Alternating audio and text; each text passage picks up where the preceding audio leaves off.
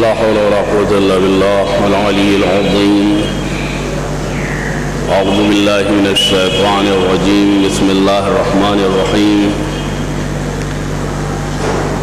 الحمد لله رب العالمين والصلاة والسلام على رسوله الكريم وآله الطيبين الطاهرين المعصومين المظلومين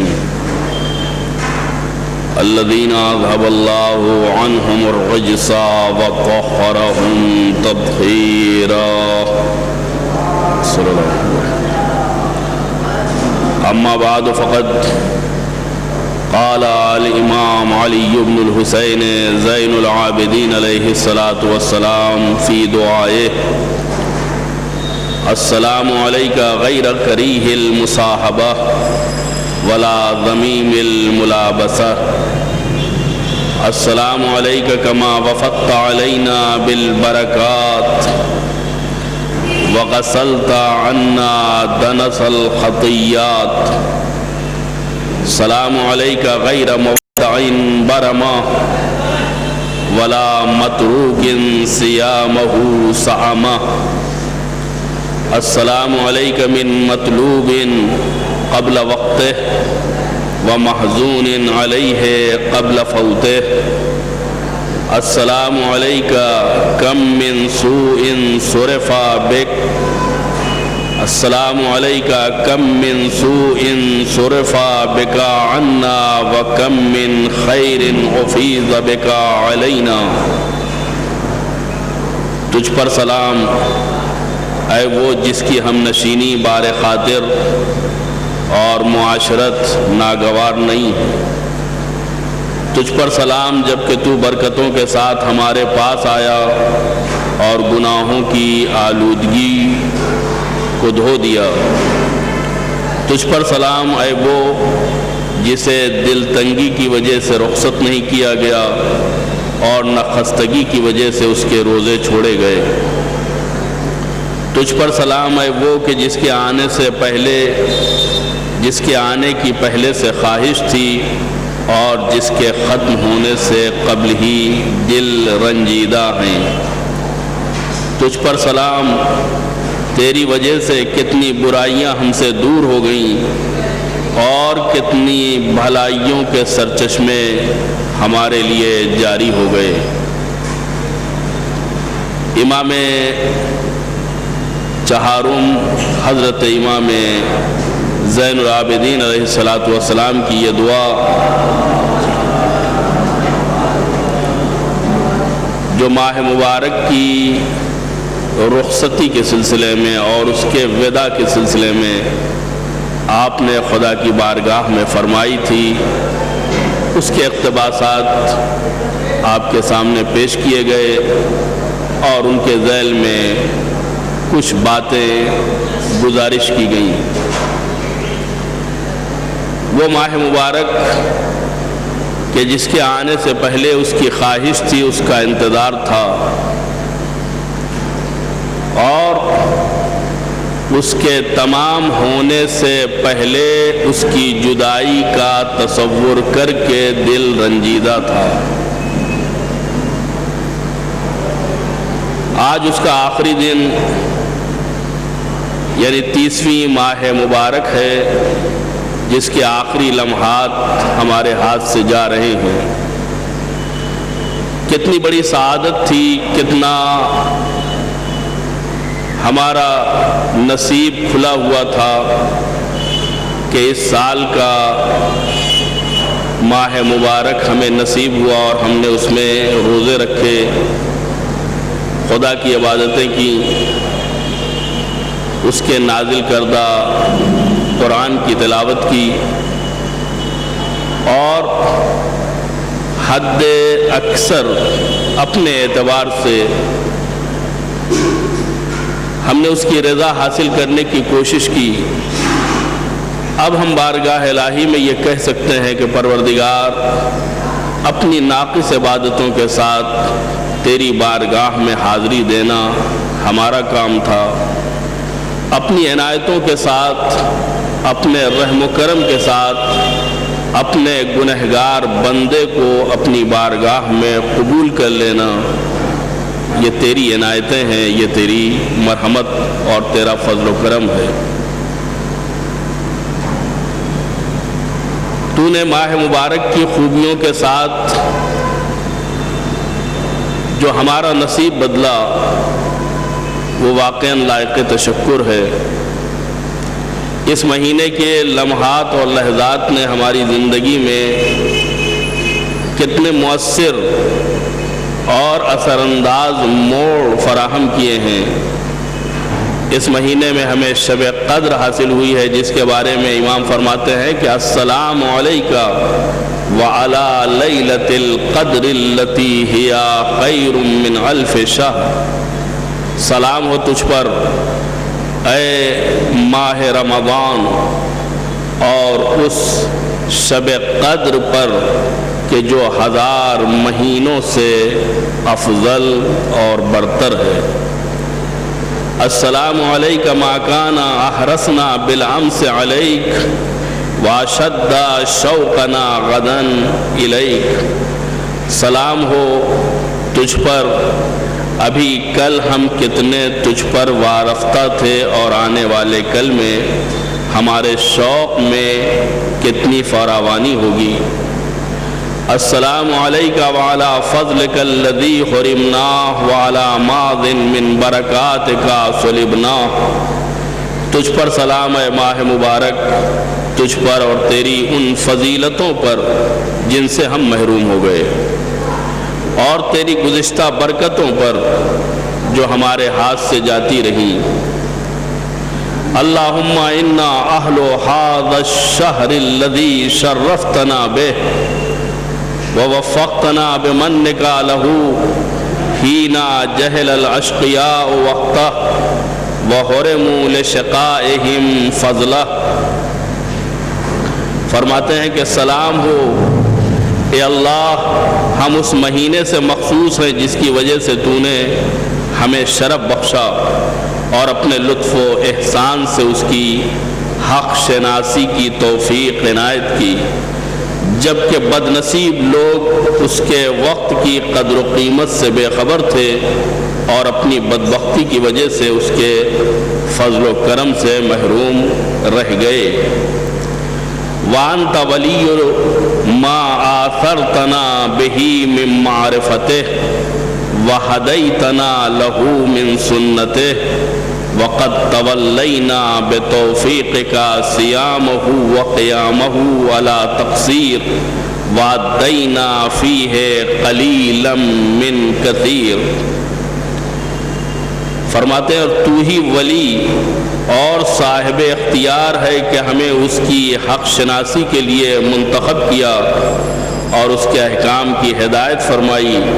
بے شک تیری توفیق سے ہم نے اس ماہ میں روزے رکھے، عبادت کے لیے قیام کیا، مگر کمی و کوتاہی کے ساتھ اور مشت اذخروار سے زیادہ بجا نہ لا سکے۔ پروردگار، ہم نے تیری دی ہوئی توفیق اور تیری دی ہوئی قوتوں کے ذریعے سے، تیری عطا کی ہوئی طاقت کے ذریعے سے روزہ بھی رکھا اور تیری توفیق کے ذریعے سے نمازیں بھی پڑھیں، لیکن یہ ہمارے روزے کیا ہیں اور ہماری نمازیں کیا ہیں؟ جو کچھ ہم نے کیا ہے وہ تیری ذات سے انتہائی قلیل اور انتہائی کم، تیری بارگاہ کی عظمت کے سامنے اس کی کچھ حیثیت نہیں۔ یہ تیرا کرم ہے جو قبول کر لے، یہ تیری عنایتیں ہیں جو ہمارے اعمال کو مقبول بنا دے۔ آپ نے دیکھا کہ امام نے اپنے مختصر سے جملوں کے ذریعے سے کس طریقے سے ماہ مبارک کی فضیلتوں کو ہمارے سامنے پیش کیا اور کس طریقے سے اس کے ہم سے جدا ہو جانے کی وجہ سے وہ مرثیہ پڑھا اور وہ مصائب بیان کیے جس کی وجہ سے اہل دل کے دل رنجیدہ خاطر ہو جاتے ہیں۔ کل کا دن عید کا دن ہوگا. خدا انشاءاللہ آپ سب کے لیے مبارک کرے. نماز عید ٹھیک 8 بجے یہاں منعقد ہوگی. لیکن یہ عید اس کی مثال ویسے ہی ہے کہ جیسے ہم نے ماہ مبارک میں قرآن کے جلسوں اور قرآن کی نشستوں کا اہتمام کیا تھا. جس محفل یا جس امام باڑے یا جس مسجد میں قرآن خوانی کا اہتمام ہوتا ہے وہاں صرف قرآن خوانی نہیں ہوتی بلکہ آخری دن انعام بھی دیا جاتا ہے. ہمارے جیسے جب جلسوں کا اہتمام کرتے ہیں تو آخری دن کچھ نہ کچھ طالب علم کو، اسٹوڈنٹ کو، قرآن پڑھنے والے کو انعام دے کر کے رخصت کرتے ہیں. خدا نے ہمیں ماہ مبارک کے دسترخوان پر مدعو کیا، بلایا.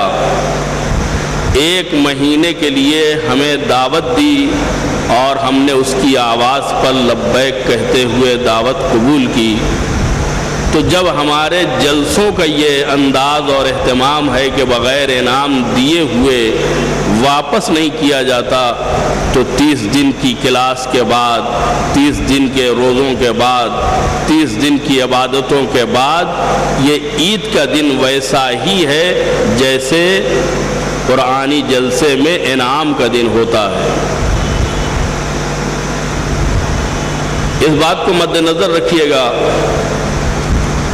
کہ اگر کوئی بچہ، کوئی قرآن پڑھنے والا، قرآن خوانی میں شرکت کرنے والا وہ 30 دن حاضر رہے اور جلسے والے دن حاضر نہ رہے، جس دن امتحان ہو رہا ہے یا جس دن انعام بٹ رہا ہے، انعام جب بٹ رہا ہو تو وہ غائب ہو جائے، چلا جائے، اپنے گھر چلا جائے، اپنی مصروفیت کے اوپر چلا جائے، تو 30 دن محنت کرنے کے بعد اسے پھر انعام نہیں ملے گا. یہی تصور عید کا ہے.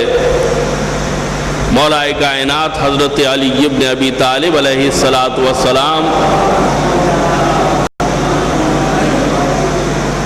ارشاد فرماتے ہیں کہ انما ہوا عید لمن قبل اللہ صیامہ وشکر اللہ قیامہ. بے شک عید اس کی ہے جس کے روزے خدا کی بارگاہ میں قبول ہو جائیں اور جس کی عبادتیں خداوند عالم اپنی بارگاہ میں مقبول بنا لے. اس کے بعد عید کا ایک معیار پیش کرتے ہیں. فرماتے ہیں کہ کل یوم لا یعصی اللہ فیہ فہو یوم عید.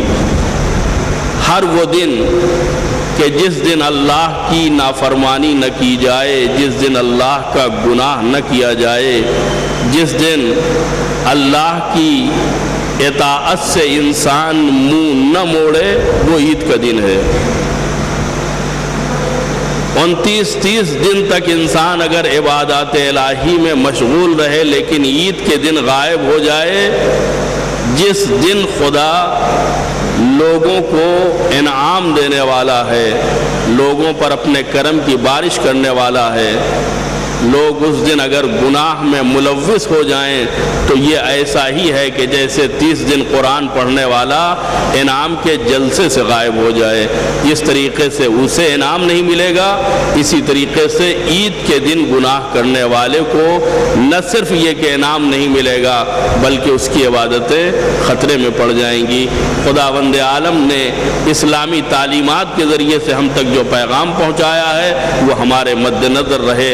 عید کتنی اہم ہے اس کے لیے خود اپنے دل کے جذبوں سے آپ سوال کر سکتے ہیں کہ جب 29 ماہ مبارک تمام ہو جاتا ہے، 29واں دن ختم ہو جاتا ہے تو لوگوں کی نگاہیں آسمان کے اوپر ٹک جاتی ہیں کہ شاید چاند دکھائی دے جائے.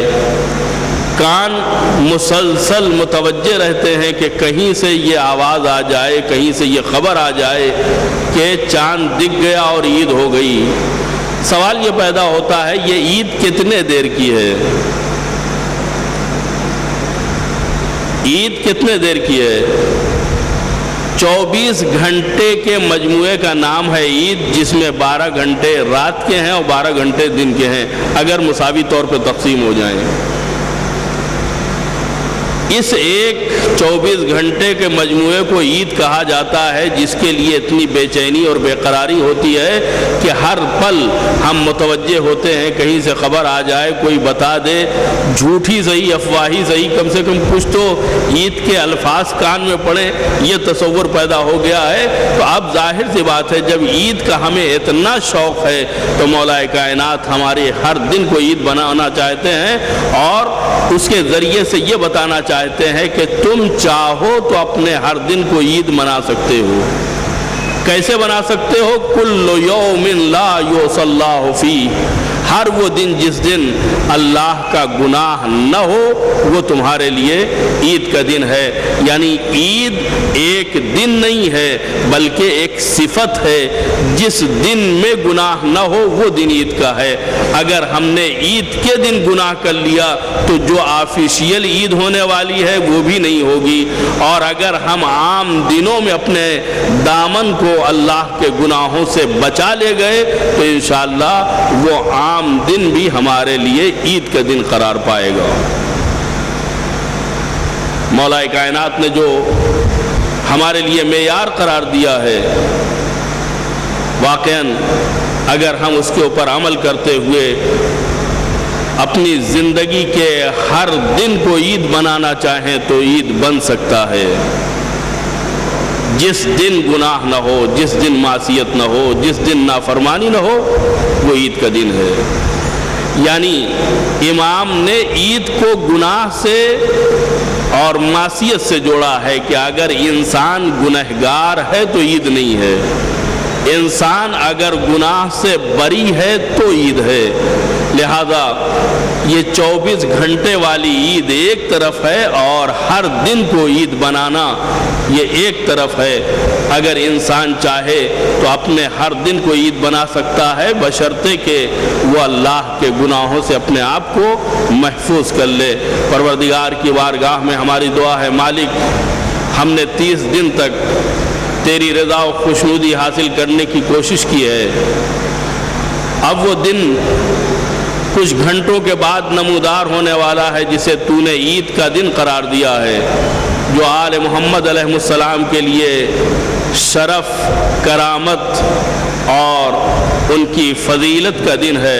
परवरदिगारा मोहम्मद व आले मोहम्मद के सदक़े में आने वाले दिन को हमारे लिए हकीकी ईद करार दे।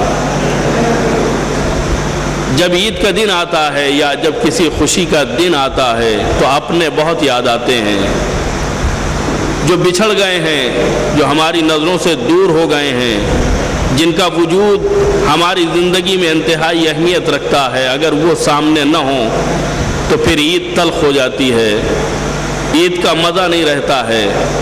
हमारा वो इमाम जो हमारे गुनाहों की धुन की वजह से, हमारी मासियत की वजह से, हमारी नालायकियों की वजह से, हमारे अंदर आमादगी न होने की वजह से जो हमसे दूर है और हमसे गायब है, हमारा अजीज़ तरीन फ़र्द जिसके बग़ैर हमारी ज़िंदगी अधूरी है, जिसके बग़ैर हमारी हिदायत नामुकम्मल है, उस इमाम के ज़ुहूर को हमारे लिए ईदी करार दे।